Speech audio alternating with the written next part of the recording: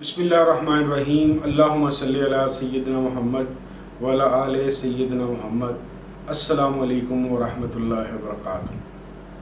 اچھا جی، بات پہنچی تھی کہ میں دوبارہ ملتان کے لیے 2 دن بعد چل پڑا تھا۔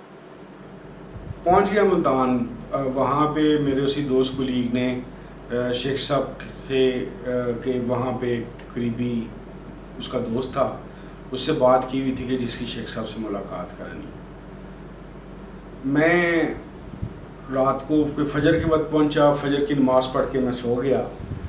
جب اٹھا تو میرا ان دنوں مسئلہ تھا، پاؤں کی وجہ سے میں ایسٹرن ٹوائلٹ میں نہیں جا سکتا تھا۔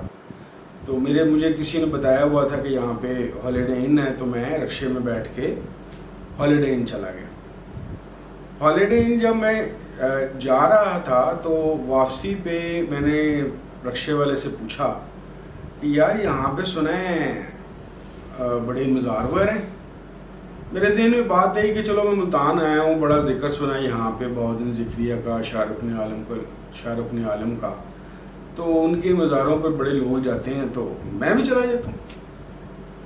تو اس نے کہا ہاں جی یہ راستے میں ہی آئے گا، قلعے کے اوپر یہ 2 مزار ہیں، تو اب چلتے ہیں۔ لو جی، میں ادھر سے جب چلا اس کے قریب پہنچے تو رکشے سے اترا،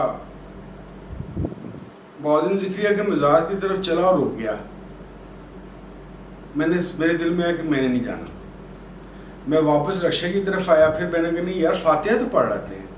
میں پھر اس کی طرف چلا، پھر رک گیا، پھر واپس آیا۔ پھر تیسری دفعہ میں گیا، اس مزار کا جو باہر والا دروازہ ہے اس تک پہنچا، اور پھر میرے دل میں پتہ نہیں کیا آیا، میں نے کہا نہیں میں نے نہیں جانا۔ میں رکشے میں واپس آ کے بیٹھ گیا اور کہا چلو واپس چلتے ہیں۔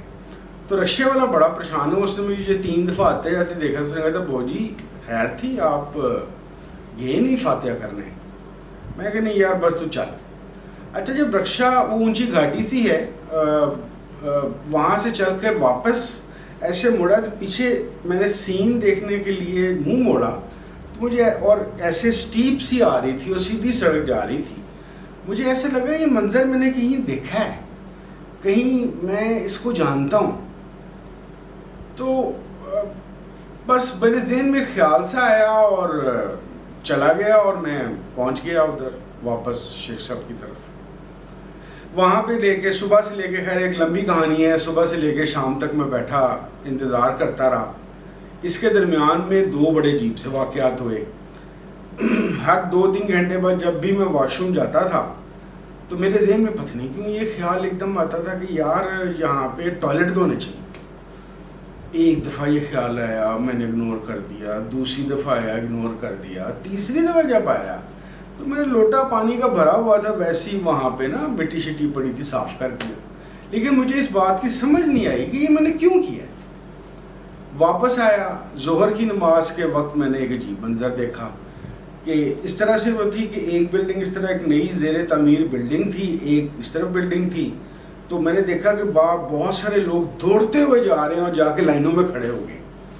تو میں نے قریب جا کے ایک بندے سے پوچھا، میں نے کہا یہ کیا ہو رہا ہے، یہ لوگ دوڑ لگا کے ادھر کیوں کھڑے ہو گئے؟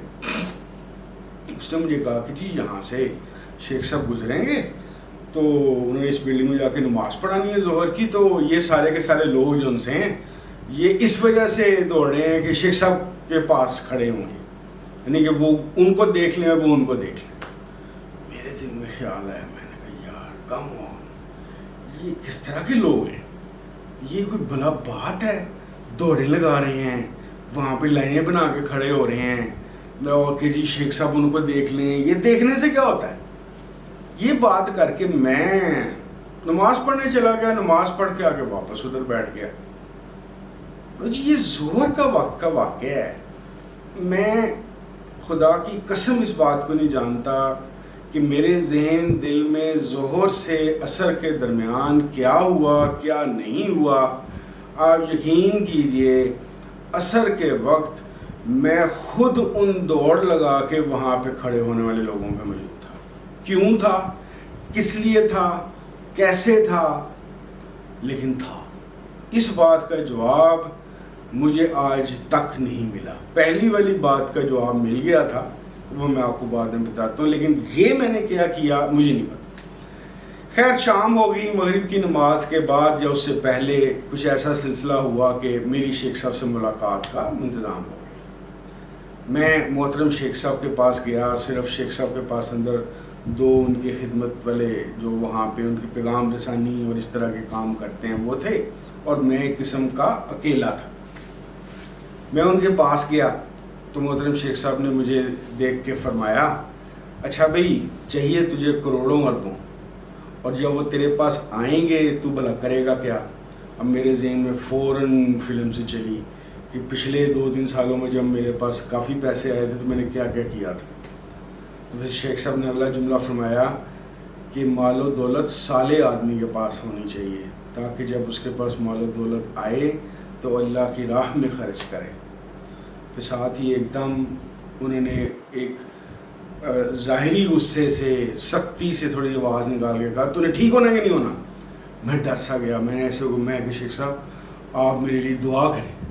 شیخ صاحب نے کہا اچھا میں دعا کر لوں، تو نے کچھ نہیں کرنا؟ میں کہا نہیں جی، میں خوف زدہ سا تھا، میں نے کہا نہیں جی میں کر لوں گا۔ اس کے بعد شیخ صاحب نے ایک ہلکا سا کہکا لگایا، کوئی ایک جملہ فرمایا میری کرتوت کے متعلق جو میرے خیال میں بہت کم لوگ جانتے ہیں، کیونکہ میں ماشاءاللہ ایسی حرکتیں بھی کرتا ہوں، وہ کی، اور شیخ صاحب نے کہکا لگا کے مجھے رخصت کر دیا۔ بات ختم ہو گئی، میں واپس گھر آ گیا، لیکن something happened during this time. اس کی نفسیاتی توجہ تو میں اس طریقے سے نکالتا ہوں، کچھ ایسا ہوا سٹارٹ میں ہوا کیا پہلے بتاتا ہوں۔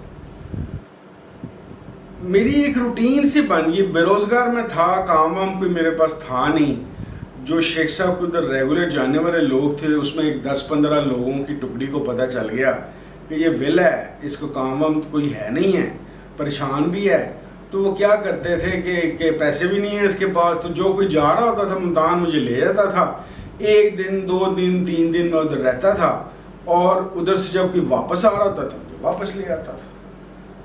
میں اگلے 1.25 مہینے اسی روٹین میرا، میں کبھی آ رہا تھا کبھی جا رہا تھا، کبھی آ رہا تھا کبھی جا رہا تھا، اور مزیدار بات یہ ہوتی تھی کہ جتنی دیر تک میں ادھر رہتا تھا نہ مجھے کوئی ٹینشن، نہ سٹریس، نہ کوئی انگزائٹی، نہ مستقبل کی فکر کسی قسم کی بھی نہیں ہوتی تھی۔ اس کی سٹارٹ کے اندر تو نفسیاتی توجہ میں نے یہ نکالی کہ بھئی یہ اس وجہ سے ہوتا ہے کہ ظاہر ہے گھر میں کھانے کا کچھ نہیں ہے، وہاں پہ 3 ٹائم کا لنگر مل رہا ہے، نمازیں پڑھ رہے ہیں، شیخ صاحب مزے مزے کی باتیں کر رہے ہیں، میں ان کو سن رہا ہوں، اور دل لگا ہوا ہے، گپیں لگ رہی ہیں، اور آنا جانا سفر میں ٹائم گزر رہا ہے، تو اس وجہ سے میرا مائنڈ ڈیورٹ ہو کے ریلیکس ہو جاتا۔ لیکن پھر میں نے سوچنا شروع کیا کہ نہیں، میرے تو چہرے پہ باقاعدہ میں نے شکل دیکھی، میرے چہرے کا تناؤ آہستہ آہستہ کم ہو رہا ہے۔ تب میں نے سوچنا شروع کیا کہ یہ جو اتنی دفعہ میں ادھر آیا ہوں ذرا اس کو ریوائز تو کرو، شیخ صاحب کی خاص بات کیا لگی ہے مجھے۔ تو دوستو سب سے پہلی بات تو مجھے یہ پتہ چلی کہ پہلے دن سے لے کر اس 1.5 ماہ گزرنے تک میں نے اپنے ذہن میں جب ساری ان کی گفتگویں اور محفلیں اور درس دہرائے تو مجھے پتہ چلا کہ شیخ صاحب کی سب سے یونیک بات یہ ہے کہ وہ اپنی تمام محافل میں، چاہے وہ 15 منٹ کی ہو چاہے وہ 2 گھنٹے کی ہو، رسول کریم صلی اللہ علیہ وسلم کے ذکر کے علاوہ کسی کا ذکر ہی نہیں کرتے۔ اور مزیدار بات یہ ہے کہ 1.5 مہینے میں 50-60 محفلیں تو میں نے سن لی تھیں، نہ میں بور ہوا، نہ میں تنگ آیا، نہ مجھے ریپیٹیشن فیل ہوئی۔ ہر دفعہ ایک نئی چمک، ایک نیا اشارہ، ایک نیا جذبہ، ایک نئی خوشگواری ملتی تھی۔ اب مجھے پہلی دفعہ پتہ چلا کہ یہ جو دوسروں سے اور ان میں مجھے فرق محسوس ہو رہا ہے، وہ فرق کی وجہ یہ ہے کہ دوسرے جتنے صاحبان ہیں جب وہ درس تعلیم وغیرہ دیتے ہیں تو وہ بزرگوں کے، دنیا کے مختلف طرح کے ریفرنسز، نیک لوگوں کے اعمال، جنت دوزخ کا ذکر، قبر سے ڈرنا، اس دجال اور اس طرح کی گفتگویں کرتے ہیں۔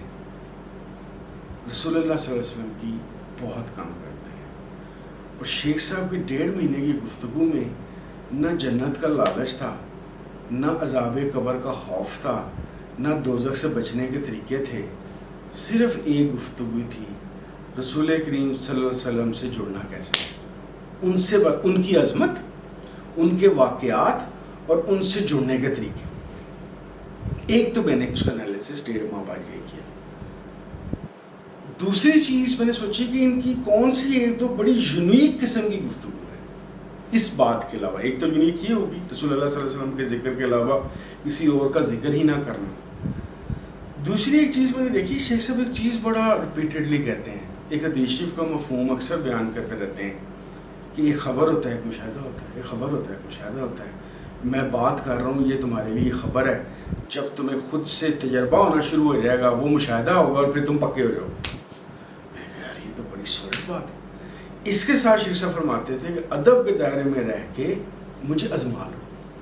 میں سوچتا تھا کہ فی زمانہ ایک بندہ اپنی گھر میں یا اپنی جگہ پہ بیٹھ کے ایک سٹیج پہ علل اعلان کہہ رہا ہے، اور روز مختلف لوگ آ رہے ہیں اور سینکڑوں جا رہے ہیں آ رہے ہیں، ہر ایک کو وہ بندہ یہ کہہ رہا ہے کہ مجھے آزما لو ادب کے دائرے میں رہ کے. میں کہا یہ تو بڑی عجیب سی بات ہے. تیسری اس کے ساتھ ایک اور چیز جوڑی ہوئی تھی انہوں نے، اور ابھی تک ہمیشہ شیخ صاحب حدیث شریف کا ایک مفہوم ہے جو بہت ریپیٹ کرتے رہتے ہیں. وہ یہ ہے کہ شیخ صاحب فرماتے ہیں کہ حدیث شریف کے مفہوم میں آیا ہے کہ رسول کریم صلی اللہ علیہ وسلم نے ایک صحابی کو فرمایا کہ اگر آپ کثرت درود شریف کا معاملہ کر لیں گے تو یہ عالم ہو جائے گا کہ دعا مانگنے سے پہلے جو آپ سوچا کریں گے وہ ہونا شروع ہو جائے گا. تو کثرت درود شریف کا ویسے بھی ماشاءاللہ محترم شیخ صاحب کے سلسلے میں اور ان کے مریدین میں کثرت درود شریف کا بہت دور دورہ ہے. یعنی کہ اتنا زیادہ ہے کہ بعض بار یہ ہوتے ہیں نا واٹس ایپ گروپ یا SMS پہ آ جاتا ہے تو آتا ہے کہ ہم نے 5 کروڑ یا 25 کروڑ جو ان سا ہے درود شریف پڑھنا ہے اتنے عرصے کے اندر.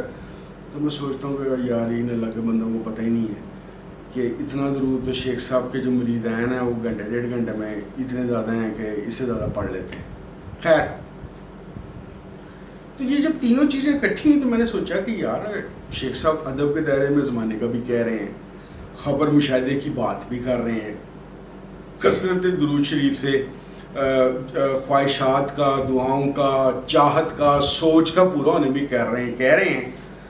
تو چلو آزما لیتے ہیں، دیکھتے ہیں کیا ہوتا ہے. میں نے گفتگو کے سٹارٹ میں کہا ہوا ہے کہ میں جھوٹ نہیں بولوں گا.